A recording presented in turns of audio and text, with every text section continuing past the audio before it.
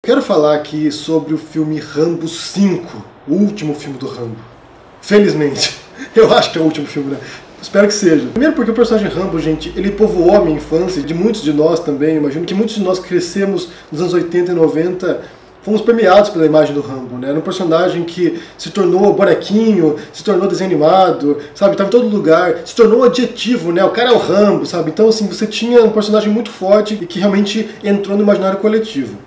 E daí agora saiu, né, estreou essa semana passada, estreou o 5º episódio dessa série de filmes. Foi uma série em decadência, na verdade, né? Começou e foi decaindo até chegar nesse último filme aí. Que se você quer saber a minha opinião aqui, né, se o filme é bom ou ruim, eu vou ler pra vocês aqui a opinião do David Morrell. O David Morrell é o autor do livro First Blood, que inspirou o primeiro filme do Rambo, e ele é o criador do Rambo, né? Ele diz o seguinte aqui no Twitter: eu concordo com essas críticas ao Rambo 5. O filme é uma bagunça. Estou constrangido de ter o meu nome associado com isto. Se você quer saber a opinião de alguém que entende do personagem Rambo, confie no David Morrell, porque ele é o criador do Rambo e ele achou que foi uma merda. E eu assisti o filme, eu não ia assistir porque as críticas são muito negativas, estavam sendo muito negativas mesmo, né? Tem um pouco de rejeição a esse tipo de sequências intermináveis, né? Você vê vários filmes ali, Velozes e Furiosos 25, Transformer 10, então tem filmes que não acabam nunca a franquia. Eu tenho um certo receio de assistir esse tipo de filme, porque a tendência é decair mesmo. Você entra no modo automático, no modo mecânico, o filme vira um pastiche e não avança mais. Mas eu fui assistir o filme e fazer esse comentário aqui. E o filme realmente é muito ruim. Ele é muito ruim porque a história não faz sentido, não tem nexo à história. E ela não precisaria ser uma história do Rambo. Porque quando você observa a história do Rambo, né, quando você acompanha a progressão do personagem, geralmente tem a ver com um personagem fraturado pela guerra. Então ele era um boina verde que foi pro Vietnã e o Vietnã destruiu o personagem. Ele se tornou uma pessoa realmente traumatizada por causa disso. Então as histórias do Rambo geralmente giram em torno disso. De um personagem que tem que confrontar com esse ímpeto dele de ir pra guerra ao mesmo tempo em que a guerra faz mal pra ele. Esse último filme não tem nada a ver com isso.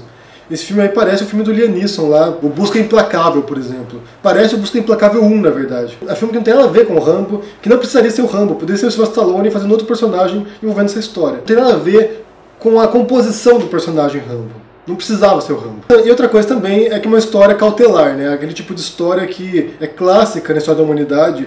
Já ouvimos 1 milhão de vezes essa história, que é, por exemplo, Chapeuzinho Vermelho. Na floresta tem um lobo mau, se você for pra lá, você pode ser comida pelo lobo mau. Daí Chapeuzinho vai, é pega pelo lobo mau e é comida. Então é basicamente uma história milenar, que a gente já ouviu 1 milhão de vezes mesmo. O que a gente vê é o Rambo morando numa fazenda, criando cavalos e cavando túneis. É isso que ele faz lá, e ele mora com uma senhora, a Maria, e a sobrinha da Maria, que é a Gabriele, que na verdade era como se fosse família do Rambo, né? A relação entre eles não fica muito nítida, né? Eu acho que a Maria trabalhava pro Rambo, pra família do Rambo, não fica muito clara a relação entre eles, mas eles moram lá e é como se fosse uma família feliz.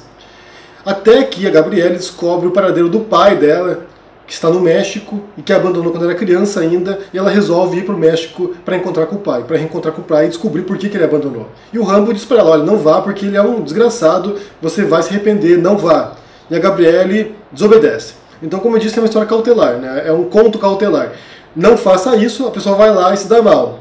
História clássica mesmo. A gente já ouviu essa história infinitas vezes. Ela vai lá e se dá mal e o Rambo vai lá para destruir tudo, né? Ele vai lá, ele vai se vingar e ele é o Rambo. A história é ruim, é mal contada, mal distribuída, não faz sentido nenhum a história. E além disso, o que eu fiz, né, como o filme é muito ruim, resolvi também assistir o Rambo 1, o primeiro Rambo, né, o Rambo Programado para Matar. E aqui você vê um ponto como a nossa memória emotiva nos falha, né, porque a impressão que eu tinha é que o Rambo 1, e toda a sequência de filmes do Rambo, era ruim, eram histórias ruins mesmo, personagem fraco, sem consistência.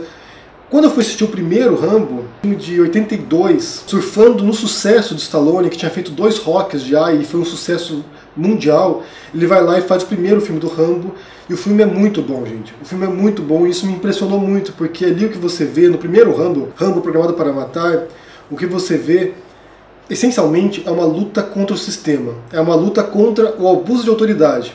Porque o que acontece na história? Começa com o Rambo, né, esse primeiro filme, de 82, começa com o Rambo como vagabundo, vagando pelo país. Ele vai procurar um amigo do exército, que já morreu, e ele passa por uma cidadezinha do interior dos Estados Unidos, a América profunda, e ele com o cabelo comprido, todo esbrusuluso, passa pela cidadezinha e o xerife da cidade, que é o xerife Tislow, vê aquele cara estranho ali passando por ali, ou alguém que não faz parte daquele contexto, daquela cidade, pergunta o que ele está fazendo por lá, e o leva para fora da cidade. Tipo, a gente não quer pessoas como você aqui. Você não pertence a esse ambiente, você não é daqui. A gente não quer baderneiros na cidade. E o Rambo não aceita isso. O Rambo vai e volta para a cidade e o Tislow prende o Rambo por vagabundagem. Manda pra cadeia o Rambo. Então, essencialmente, a história do Rambo 1, ao contrário de todos os filmes posteriores que vêm na contramão desse primeiro filme, que é incrível, incrível, gente. É um filme sobre o embate, sobre o confronto contra o abuso de autoridade. O Rambo nesse filme é uma força de anarquia. Ele é alguém que está fraturado, como eu disse, pela guerra do Vietnã, da qual ele fez parte, e que ele volta destruído, ele volta com estresse pós-traumático, então é uma pessoa que não se recuperou da guerra do Vietnã, e que não é respeitado no seu próprio país. Ele vai lá, vai para outro país, vai para o Sudeste Asiático, lutar pelo seu país, e quando volta, ele é rechaçado também. Ele é desprezado, ele é considerado como um indesejável. Ele não se adapta mais. Ele vai lá, é destruído pela guerra, a sua mente, a sua vida é destruída, e quando ele volta ele não se adapta mais. E ainda por cima é alvo de abuso de autoridade. Quando esse xerife, que é uma força do establishment, que é uma força do conservadorismo, na verdade, né? Alguém que vai lá, quer defender a lei e ordem, e o Rambo é alguém que destoa, alguém que perturba a ordem, sem fazer nada, ele não faz nada. A existência dele, a presença dele já é uma ameaça, ele vai lá, é preso, e ele foge da cadeia. E quando foge da cadeia, ele vai para o mato, né? Ele vai lá se esconder na floresta, o xerife convoca a lei e ordem para prender e punir o Rambo por sua transgressão. Então o Rambo 1, gente, é fenomenal, porque, como eu disse, é um embate entre as forças de autoridade intolerantes, incapazes de lidar com a diversidade, e alguém que é uma força anárquica, que está combatendo isso. Pela própria existência dele. Ele é alguém que serviu a autoridade, quando já não é mais útil para a autoridade, ele passa a ser uma ameaça para o sistema. Então o primeiro Rambo é antissistêmico. Ele é uma ameaça ao sistema. É interessante quando você lê o prefácio do livro do David Morrell, que é o First Blood, ele fala sobre isso. Ele fala assim como surgiu a ideia do Rambo a partir de algumas reportagens que ele leu sobre isso. Ele viu na televisão sobre o Vietnã, ele tinha alunos dele, ele era professor universitário, ele tinha alguns alunos que eram veteranos do Vietnã, então ele via esse trauma nos jovens, nos estudantes dele que voltavam da guerra, fraturados também, e isso despertou nele o desejo de escrever uma história contra a guerra. O livro First Blood, ele é um livro contra a guerra. É um livro que mostra as consequências da guerra nos cidadãos. E esse é um ponto que talvez seja difícil para o brasileiro compreender, porque o Brasil não tem tradição de participar de guerras, né? Quando se olha os Estados Unidos, desde o século XX em diante, os Estados Unidos participou, seja em guerras de fato, ou seja em intervenções, em incursões militares, em 20 guerras. Ou seja, você tem gerações e gerações de americanos lidando constantemente com os horrores da guerra e com as consequências da guerra também. Então são jovens que voltam traumatizados para casa e não conseguem se adaptar. Quando você mora nos Estados Unidos, como eu já morei, você observa isso na rua. Você vê muitos indigentes, muitas pessoas morando na rua, que são veteranos de guerra. Pessoas que não conseguem mais voltar para a sociedade. Porque elas viram horror. Elas viram e cometeram horrores em guerras e voltam para o seu país e não conseguem mais se adaptar. São pessoas que estão completamente destruídas e o Estado norte-americano não dá suporte para essas pessoas.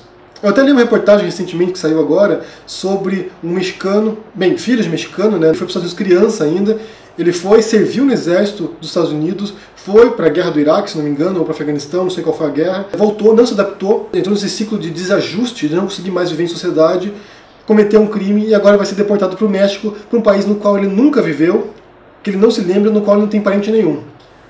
Então, assim, alguém que vai lá, serve o país, serve os Estados Unidos, sofre as consequências disso, sofreu ferimentos de guerra e quando precisa de ajuda do Estado vai ser deportado para o México. Então esse é um caso muito comum, não da deportação, mas de pessoas que voltam de guerras nos Estados Unidos e não conseguem mais se adaptar, não conseguem mais se ajustar no mundo e vão para a indigência ou passam a trabalhar com trabalhos que não dão nenhum tipo de retorno financeiro e que eles não podem se manter. O país vai lá, chupa essas pessoas até o bagaço e depois joga fora. E esse é o caso do Rambo. No Rambo 1 é o que você vê, é alguém que vai lá, serve o exército, depois é abandonado pelo país dele. E se torna vítima da autoridade. Só que nesse caso em particular de abuso de autoridade, que a gente tem falado sobre isso constantemente no Brasil, né, como você observa as autoridades oprimindo os mais pobres, os mais fracos, os mais fragilizados, marginalizados em grande parte, no caso do Rambo, eles se dão mal, porque eles mexem com a pessoa errada, né? Eles mexem com o boina verde, então é alguém que sabe se defender. Ele vai lá e ele sozinho enfrenta a força policial da cidade, depois vem a Guarda Nacional para tentar pegar o Rambo, só que esse é o trabalho do Rambo, né? Quando ele estava no exército, o trabalho dele era de elite. Ele era um militar de elite, então ele consegue sobreviver a esse tipo de coisa. É quando o abuso de autoridade mexe com alguém muito mais perigoso do que eles. Então esse primeiro filme do Rambo, embora ele não seja tão fiel assim ao livro do David Morrell, ele preserva o espírito do livro, que é esse espírito antissistêmico. de alguém que vai lá e confronta o abuso de autoridade. Não tem a mensagem contra a guerra como tem no livro, mas de fato você percebe ali uma certa identificação com o personagem original, né, do livro do Morrell. O que acontece depois, nas sequências, no Rambo 2 em diante, é uma inversão do personagem. Então alguém que era transgressor no primeiro, alguém que era antissistema no primeiro, ele volta a ser parte do sistema daqueles filmes em diante, do Rambo 2 em diante, daí você vê uma descaracterização do personagem até chegar nesse Rambo 5, que não tem nada a ver com o personagem original. Tanto que você tem o autor do Rambo dizendo que está envergonhado em ver isso acontecendo no cinema. Mas eu recomendo que vocês assistam de novo, se vocês são como eu, que tem uma memória emotiva ruim do Rambo 1, assistam o Rambo 1 porque é um filme muito bom. Ele é um filme complexo, ele tem várias camadas de profundidade de interpretação, ele apresenta realmente um personagem bastante sofisticado que vale assistir de novo.